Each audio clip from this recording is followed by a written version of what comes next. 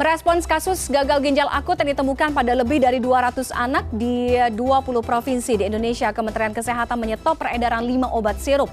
Apakah betul ada lemahnya pengawasan peredaran obat, buruknya quality control, sehingga ada peredaran senyawa berbahaya yang luput terdeteksi? Bergabung dengan kami malam hari ini, Hermawan Saputra. Selamat malam, Pak Hermawan. Selamat malam. Baik, Pak Hermawan. Saya akan minta tanggapan Anda terlebih dahulu. Mungkin tadi Anda juga sudah sedikit banyak mendengarkan pernyataan dari Kementerian Kesehatan terkait dengan kasus gagal ginjal akut yang terjadi di Indonesia.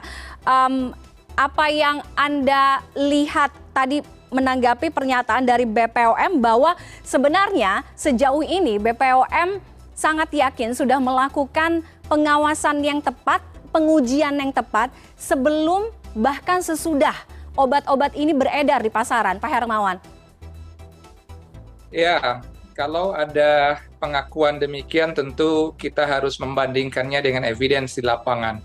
Rupanya banyak juga testimoni dari orang-orang tua yang sudah kehilangan anaknya karena acute kidney injury ini, yang memang mereka juga bercerita tentang riwayat bagaimana penggunaan obat-obatan juga yang disinyalir mengandung substan yang berbahaya. Tentu kita bandingkan juga dengan evidence yang terjadi di luar negeri, terutama di belahan Afrika ya, dan negara Gambia yang juga hampir sama.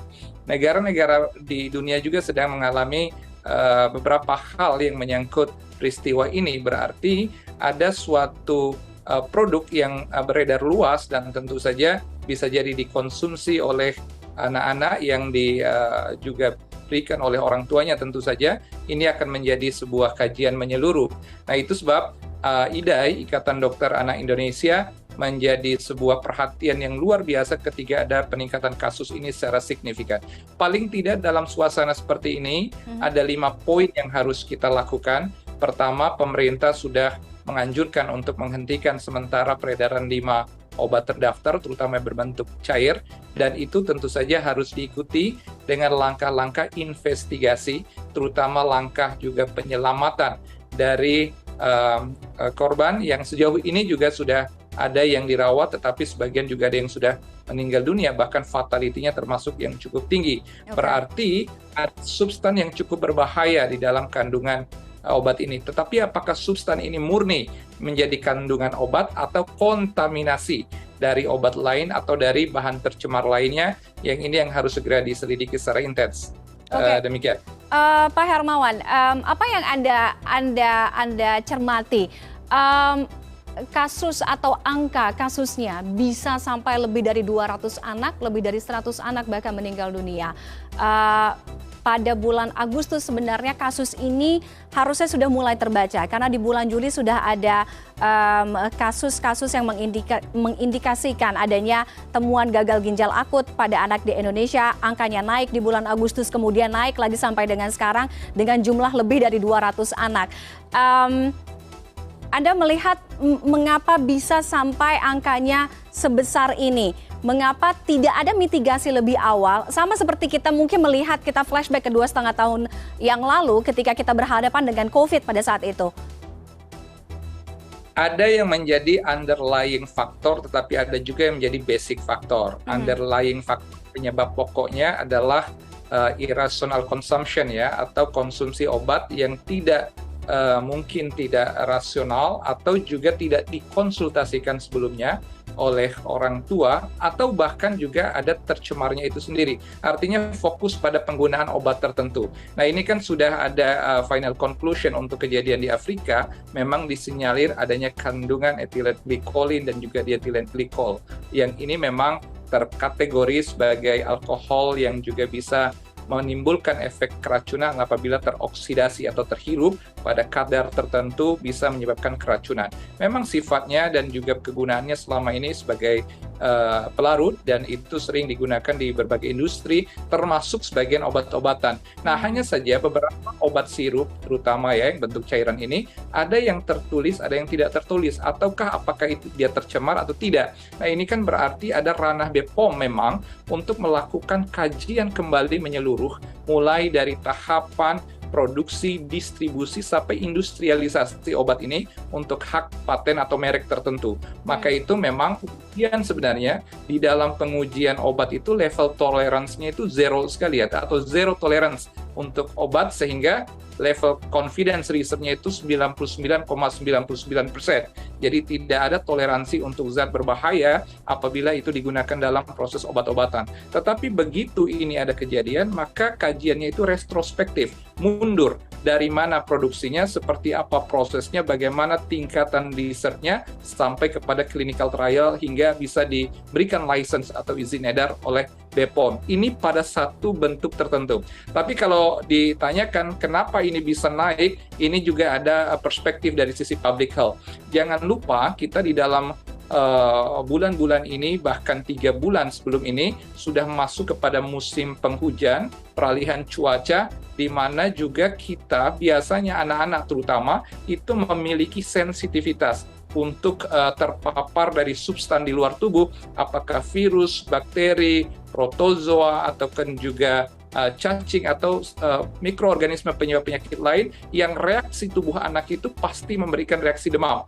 Nah, ini alami saja, natural. Orang dewasa pun demikian. Kalau ada substan keterpaparan virus, pasti reaksi demam. Tapi untuk kategori reaksi tertentu orang tua atau pendamping anak, kadang ada yang mencari praktis, dengan demikian dikasih aja obat pereda demam atau pereda nyeri, yang kadang penggunaan obat ini bisa irasional kalau tidak dikonsultasikan dulu dengan dokter atau tenaga kesehatan. Nah, jadi begitu terbiasa melakukan pengobatan, pemberian akan mengandung substan yang cukup berbahaya, inilah bertemu sehingga kasusnya itu meludak atau naik ya. Nah, hal-hal ini tetapi tentu saja harus dikaji betul-betul oleh pemerintah melalui kolaborasi organisasi profesi dan institusi, sehingga ada reaksi-reaksi yang berkaitan juga dengan edukasi dan juga upaya perubahan perilaku secara berkesinambungan ke depan ini. Nah, supaya juga masyarakat kita tidak perlu khawatir berlebihan, tidak panik, tetapi bagi masyarakat yang sedang mengalami perawatan terkait dengan kasus ini, tentu pemerintah harus mengambil peran penyelamatan jiwa, menurunkan fatality, sekaligus mencari solusi untuk potensi kasus berikutnya. Oke, menurunkan fatality rate. Tadi disampaikan oleh Pak Menkes dalam konversinya bahwa untuk penanganan saat ini ada beberapa poin, yaitu menyetop pemberian resep obat-obat yang mengandung senyawa berbahaya tersebut, kemudian juga melarang apotek untuk menjual, kemudian juga untuk penanganannya pada saat untuk sekarang pasien-pasien yang terkena gagal ginjal akut ini adalah mendatangkan obat yang memang pada saat ini diakui Indonesia memang belum memiliki, sehingga didatangkan dari Singapura. Ini untuk menurunkan fatality rate. Apakah memang ini sementara yang kita butuhkan, atau Anda lihat sebenarnya kita harusnya bisa melangkah lebih panjang lagi, lebih jauh lagi agar bisa menekan ini semua? Iya, ini bagian dari rescue, saya pikir, gerak cepat untuk penyelamatan jiwa. Jadi mungkin pemerintah sudah mengkaji akan ada potensi perawatan dan juga supply kasus yang begitu tinggi pada fasilitas kesehatan, sehingga perlu disiapkan semacam obat sejenis antidot atau antidotum begitu ya, untuk mengantisipasi mungkin keracunan karena substan tertentu. Tetapi kaitannya adalah penyelamatan jiwa. Untuk proses ini tidak menyelesaikan persoalan tentu saja.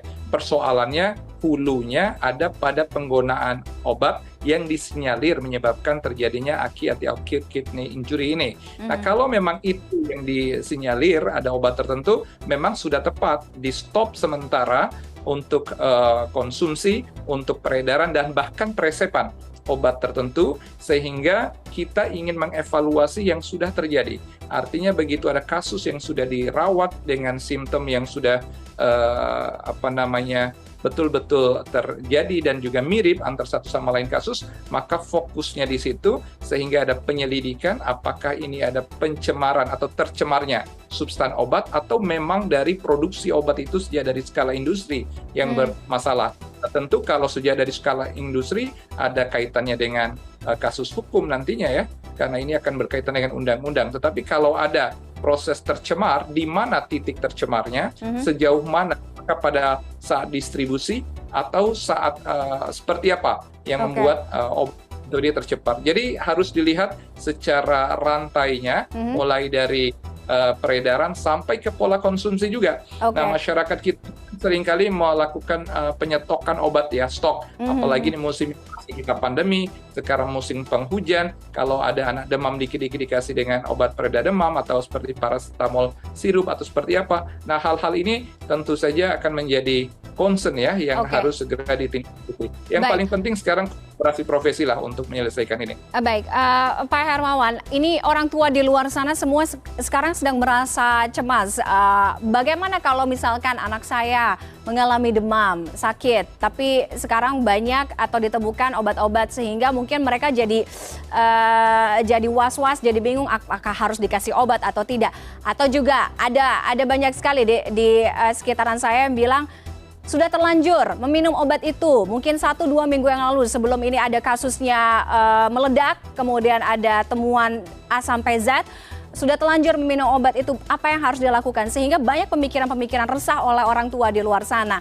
Apa yang harus dilakukan saat ini? Apakah memang harus ada pemeriksaan terhadap balita secara keseluruhan, tidak harus menunjukkan gejala terlebih dahulu, tapi mungkin itu sebagai deteksi dini, atau bagaimana Anda melihatnya? Ya, pertama kita harus menyampaikan ada 3 kondisi mungkin ya. Pertama, kondisi bagi orang tua yang sudah memberikan ini pada anaknya. Jadi dari kelima kelompok obat yang sudah di-announce oleh pemerintah untuk di-stop, apakah keluarga pada anak terutama sudah pernah diberikan atau tidak? Kalau sudah pernah diberikan, maka sekarang stop dari sekarang, kemudian ikuti dan segera periksakan ke tenaga kesehatan, terutama dokter anak, apakah ada reaksi berikutnya atau tambahan yang terjadi setelah mengonsumsi obat yang sudah terkategori obat yang sudah di-stop atau yang tidak dianjurkan lagi ini.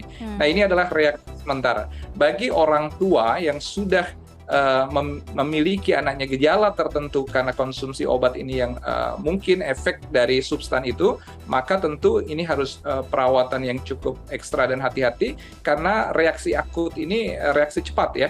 Artinya dalam skala hitungan hari, maksimal hitungan 2 atau 3 minggu itu terjadi perubahan dari gejala, mulai dari gejala fisik, berkurangnya volume buang air, dan juga adanya pembengkakan diikuti demam, nyeri, dan juga rasa tidak nyaman pada anak. Nah, itu maka harus segera perawatan. Jadi ada 2 kondisi tadi. Pertama, yang satu sudah mengonsumsi tetapi belum ada reaksi, tapi dia tetap harus dikonsultasikan. Yang segera adalah yang sudah ada gejala. Yang kondisi yang ketiga adalah kondisi anak orang tua yang mendapatkan anaknya bergejala demam dan rasa tidak nyaman tetapi tidak pernah mengkonsumsi obat, dan juga tidak perlu juga terlalu reaktif dan panik, karena pada prinsipnya tadi setiap anak apabila ada keterpaparan virus akan memberikan reaksi demam. Sebenarnya dalam kondisi normal ini tidak sama sekali tidak berbahaya, sehingga tidak perlu panik juga harus dengan obat-obatan tertentu, harus segera dengan treatment tertentu. Tidak. Tubuh kita itu secara natural bisa menghadapi, kecuali ada kelainan bawaan, ada juga penyakit lain yang menyertai, atau riwayat-riwayat tertentu konsumsi obat dan perawatan sebelumnya yang menyebabkan orang tua harus intens untuk memeriksakan anak. Tetapi dalam keadaan normal, sesungguhnya itu hal yang wajar saja. Dengan kompres biasa, dengan juga hal-hal yang sifatnya istirahat yang cukup, makan yang baik dan gizi berimbang, itu sudah mampu memberikan respon yang sifatnya natural, dan antibodi anak juga siap menghadapi kuman atau juga bakteri dari luar. Bahkan ini akan menjaga imunitas di masa datang dengan pengalamannya terhadap virus dan substan yang berasal dari luar. Inilah kecanggihan kita di saat kita terpapar dengan bakteri atau virus misalnya dari luar. Baik, kita harapkan kondisi anak-anak di Indonesia semua dalam keadaan sehat. Terima kasih Pak Hermawan Saputra, Dewan Pakar IAKMI, sudah bergabung dengan CNN Indonesia Connected malam hari ini. Selamat malam Pak, sehat selalu. Selamat malam.